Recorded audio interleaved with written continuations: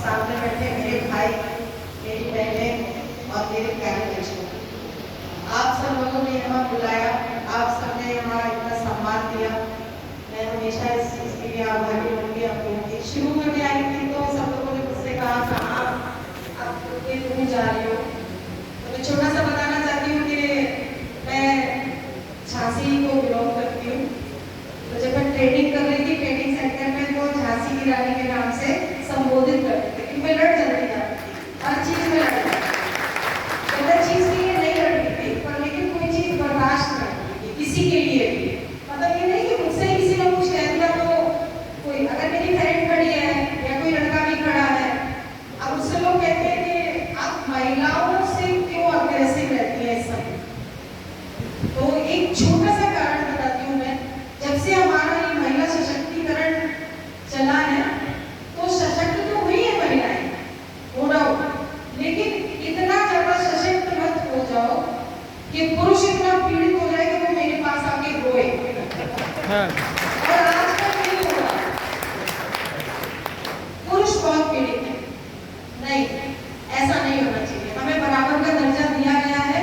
अगर कहीं हम किसी विंडो पर खड़े होते हैं, सपोज रेलवे स्टेशन पर खड़े होते हैं, तो ये कहा जाता है ना कि बराबर का दर्जा दिया गया है। सैलरी जो दूसरा सीओ ले रहा है वो मैं ले रही हूँ, तो मुझे भी उसी कतार में खड़ा होकर अपना वेट की बारी का वेट करना चाहिए। ये नहीं करना चाहिए कि मुझे अलग लाइन चाहिए, तो मुझे तो नहीं चाहिए। ये हर लड़की को सोचना चाहिए कि मुझे अलग लाइनें चाहिए। तो कभी भी कोई लड़का आपको परेशान नहीं करेगा या आपके लिए कुछ उल्टा सीधा नहीं बोलेगा। अगर आपने उसको छूट दी तभी कोई लड़का आगे बढ़ता है। क्या कभी ऐसा हुआ है कि बिना आपने छूट तो किसी दिए हुए किसी लड़के ने आपको कुछ कह दिया? जब आप उसकी बात कर, सपोज किसी लड़के ने आपको पार्क में जाते हुए या कहीं जाते हुए कुछ बोल दिया और आपने उसका जवाब तुरंत नहीं दिया, इग्नोर कर दिया, तो वो चीज बढ़ जाएगी ना, हमेशा बढ़ती है। तो आप उस चीज को बढ़ावा ना दें। आप अपने आप को फिर ये सोचने लगती है यार ठीक है जाने दो, फिर घर में जाके नहीं बताती है तो माँ बाप कह देते हैं उसको कि नहीं बाहर जाओगी बदनामी होगी और थाने जाओगी बदनामी होगी। ऐसा नहीं, थाने में भी हम ही लोग बैठे हुए हैं और उतनी ही बात सुनी जाती है। जैसा भी 2 दिन पहले शेरकोट में बच्चे की बात सुनी है, लेकिन माँ बाप ने उसको, मैं ये सब आप ही के एरिया के उदाहरण दे रही हूँ, माँ बाप ने कुछ कह दिया उस बच्ची ने कुछ कह दिया। वो 14-15 साल की बच्ची है, उसको हम जहाँ मोड़ गई वो वहीं हो जाए। वो क्यों गई? और हमने उससे आके कह दिया कि तुम बताओ हम इसलिए गए, उसने वहीं वो मोड़ दिया। फिर उसके बाद फिर वो निकल जाती है, फिर पुलिस ढूंढने में लग जाती है।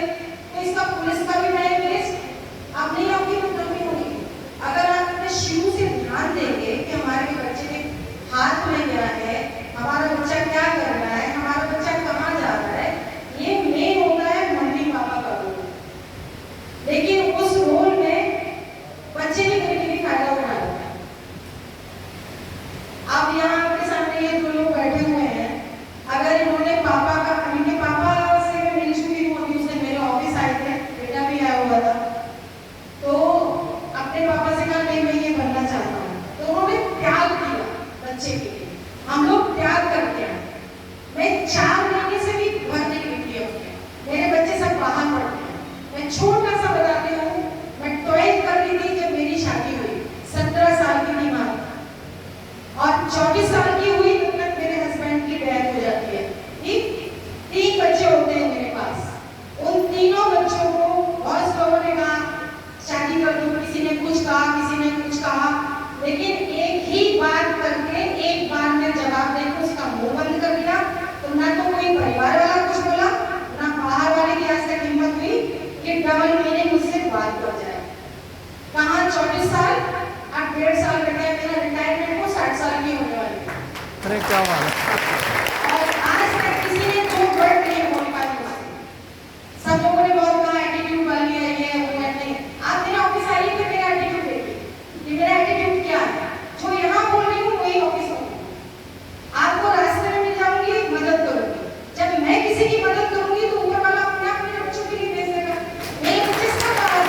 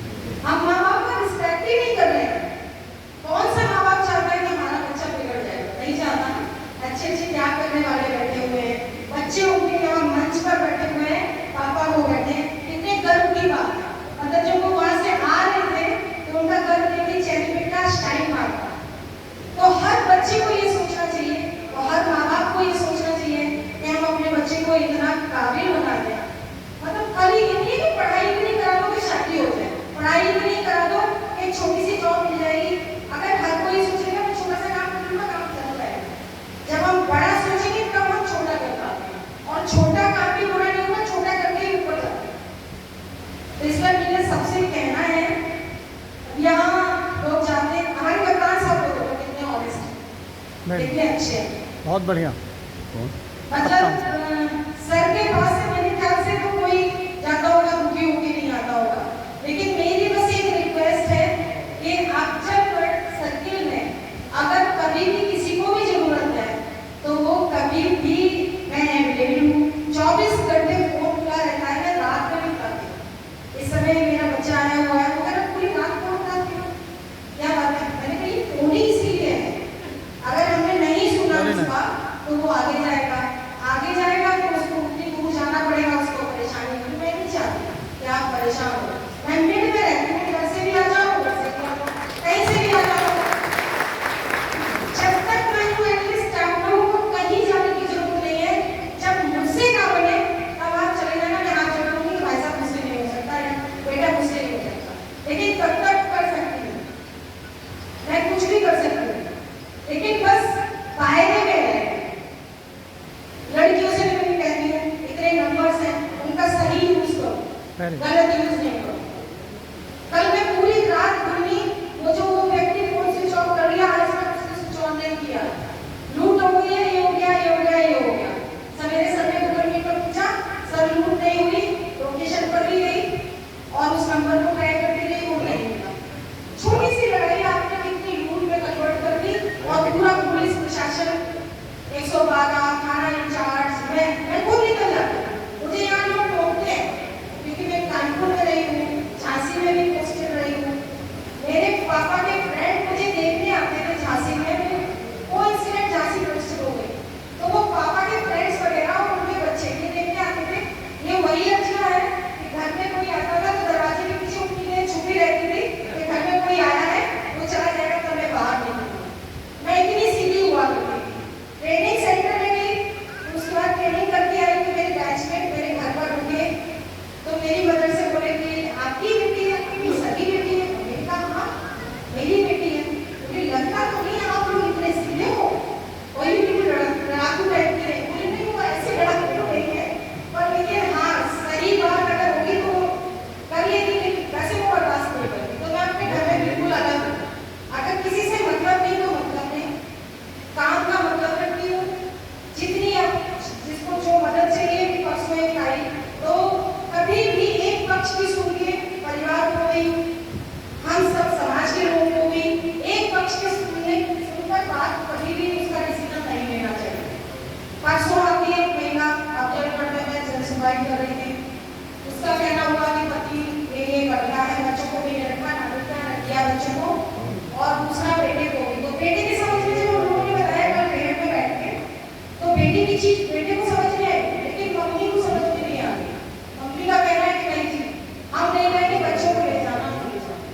तो क्या एक पहिए से वो गाड़ी चल जाए कि नहीं चल जाएगी? वो एक पहिए से कब चल सकती है कि वो दूसरा पहिया बिल्कुल ही निकाल देगा, तब उसको चलाना है। फिर भी आदमी उसको मैनेज करने की कोशिश करता है, लेकिन वो नहीं मान रही थी। फिर भी लास्ट में बना लिया, शायद वो एक पहली बार यहाँ पर मैंने परिवार जोड़ा है। काउंसलिंग मैंने झांसी में बहुत की, बहुत परिवार जोड़े थे, मतलब ऐसे ऐसे लोग बना दिए थे कि जो कभी शायद नहीं मानने वाले थे। वहाँ के दिनेश कुमार की सर थे कप्तान साहब, बहुत मुझे वो देते थे, उसमें बहुत प्रशस्ति पत्र मिले इस बात को लेकर के परिवार जोड़े। तो मैं चाहती हूँ कि मुकदमा लिखाने से पहले अपना घर में बात कर लें, थाने में भी आ जाए, थाना भी परिवार है, वहाँ आकर बात करें, आपस में बात करके कुछ शॉर्ट आउट बीच वाला रास्ता निकालना चाहिए। ये नहीं मुकदमा ही सॉल्यूशन नहीं है, उसके बाद आप लोग कोर्ट में चक्कर काटते रहते हैं।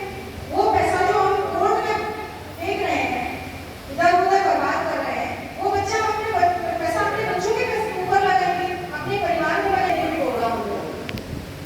तो इसलिए हमारा सबसे ये कहना है कि अगर कभी किसी को मेरी जरूरत हो और थाना शेरकोट